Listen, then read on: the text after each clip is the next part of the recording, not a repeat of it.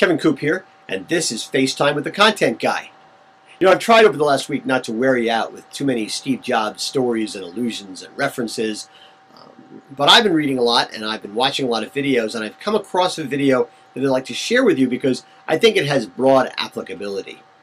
The video was shot in the late 90s, and Steve Jobs has just returned to Apple after more than a decade in exile. And he's, going to lead a company that's in big trouble. A lot of people think that Apple was going to go out of business at that time, whether through mismanagement or neglect or whatever it happens to be. He's got a lot of work to do. So Steve Jobs is standing in front of a bunch of Apple staffers, and he's talking about marketing. And it's great. He's wearing a t-shirt and shorts and sandals. And he's talking about the importance of Apple cutting through the clutter through marketing that communicates core values. Values, of course, that they're going to have to deliver on in terms of the products that they bring out. And he makes the point that it's important in this marketing not to talk about what he calls speeds and feeds. And it's important not to talk about the boxes that they make and why they may be better than Windows. What we're about, he says, is not making boxes that help people do their jobs better, although we do that, and we do it pretty well. Okay. What we're about, what our core passion is that people who are passionate can change the world for the better. That's their core value, that's their passion, and it's the thing that connects Apple to their customers in a very different way than most companies that make computers connect with their customers.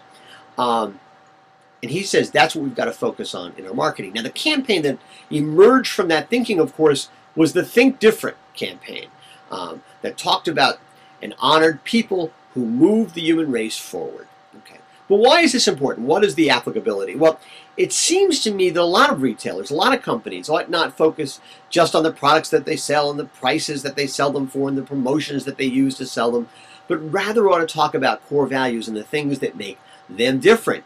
Their passions, the things that drive them, or at least ought to drive them. Now, supermarkets are a great example of this, of companies that don't do a very good job of it, right? They're in the food business, but they spend so much time talking about price and efficiency and this promotion and that scheme that, they really don't do a good job, by and large, of talking about food.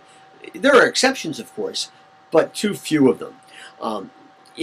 They don't talk about things like the importance of the family meal. Once a year, okay, there's a day. Oh, the family meal is important. People sit down and have family meals together. It'll help the kids, be smarter in school and be better socially connected, and will help them not do drugs and not have alcohol problems and things like that. All of which has been proven. We talk about it one day a year. Instead of talking about it as a kind of an ongoing initiative that would have enormous, deep, and broad impact on the supermarket industry. You walk into most supermarkets with your eyes closed, okay? You have no idea where you are. You have no idea. It's as antiseptic as a drugstore. And this makes me crazy. A great store you should smell. I was recently in a PCC market in Seattle, Washington. I walk in the front door, and the first thing I did was I smelled something like chicken parmesan. I was no longer thinking with my head. I'm following my stomach because it smelled so great. You don't realize how badly most supermarkets do it until you go into a supermarket that really does it well. Yeah, price is important, promotion is important, efficiency is important, but in the end, I believe it'll be the death to a lot of food companies if they can't focus on the things that make them different. If they only focus on boxes and jars and bags and that kind of approach as opposed to the food that's in them, the thing that make them special, I simply think they're going to have trouble surviving the long term. They need to talk about food as the kind of thing that feeds the body and fuels the soul. And that's now more than ever.